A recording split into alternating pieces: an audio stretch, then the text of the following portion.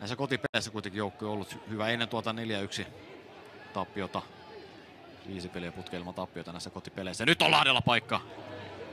Kuitenkin vähän Topias Karkulovskin yritys. Vähän tommonen kärkkäri siitä lopulta taitaa tulla. Lindholm saa pallon takaisin.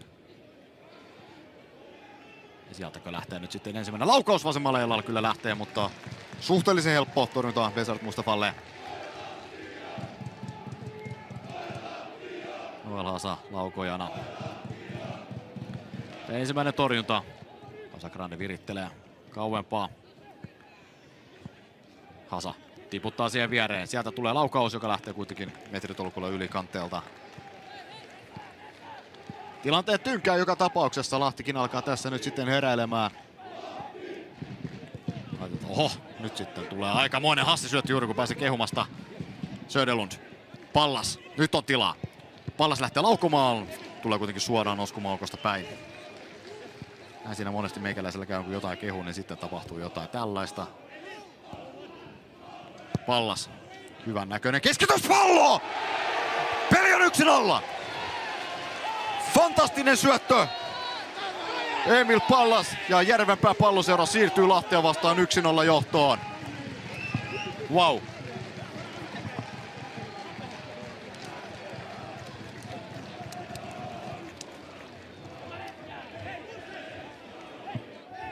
Tuon toisen kierroksen viimeisen ottelun Käpylän Palloa vastaan. Se Lahti puolestaan saa EIF:n vieraakseen niin ikään lauantaina. Pallas. Nyt on tilaa. Ahola. Ulkosyrjällä hakee ovelaa viimeistelyä, mutta puolustukseen osuu ja siitä kulmapotku.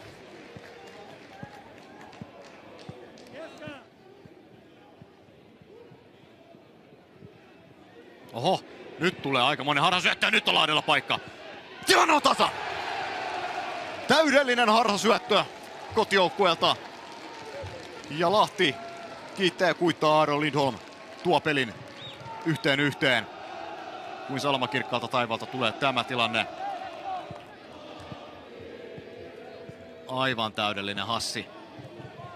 Sen jälkeen Ferreira vapauttaa Lindholmin siitä maalintekoon ja näin tämä peli on 1-1. Se oli ehkä juuri sitä, mitä Lahti tässä kohtaa tarvitsee.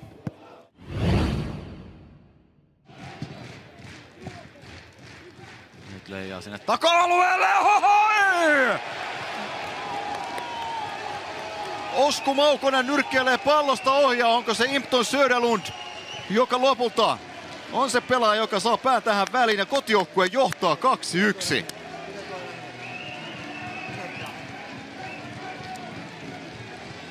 Johan siinä kulmapotkuja kerrassaan hierottiin, se oli 4. kulmapotku tähän pariin minuuttiin ja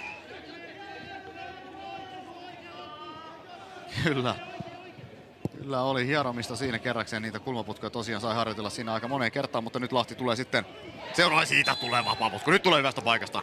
Noel Hasa rikotaan. Pallo takana. Sans, se pelaaja, joka vasemmalla tästä lähtee lopulta kokeilemaan, siltä se näyttää. Vasemmalla laukaus! On hyvä. Besart Mustafa kuitenkin nyrkkeilee pallon kulmapotkuksi. Kate lähtee laukomaan. Laukoo kuitenkin suoraan päin Mustafaa, mutta siinä oli painava veto. Pallo jää elämään sinne 16.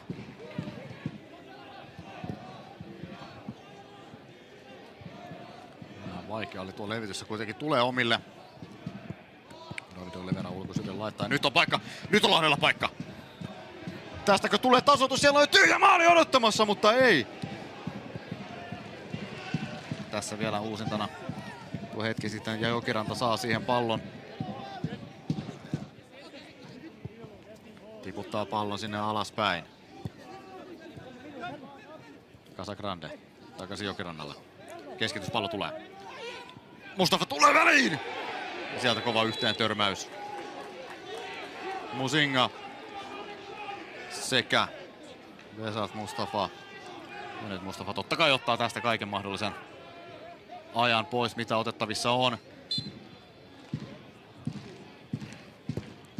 Keskitys jää vähän vaisuksi, mutta kulmapotkulle mennään. Kulmapotkulle siitä mennään ja nyt sitten lisäaika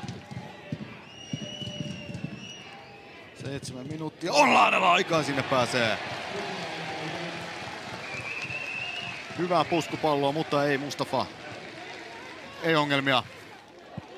Tämä heinäkuu osoittautumassa nyt vähän tuskaiseksi lahtelaisille ja vieläkö siellä jotain. Nyt sitten jaahas.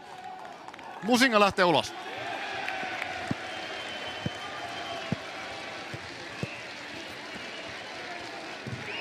No tätä ei Lahti kaipaa. Ei missään nimessä. Ja onko näin, että siellä pyydetään Gonzalo Pereiralle potkuja? Lahtelaisyleisö huutaa Pereira ulos. No nyt on aikamoista. Aika vaarallinen tulee vielä! Huhhuh! Ja siihen lopulta päättyy tämä peli. Olipas lähellä. Besart Mustafa vähän seikkailee omalla maalillaan. Sieltä tulee kaukaa yritys ylärimaa, mutta tuon tilanteen jälkeen Pietu Niinimäki puhaltaa ottelun päättyneeksi. Terveenpä Palloseura voittaa FC Lahden lukemin 2-1.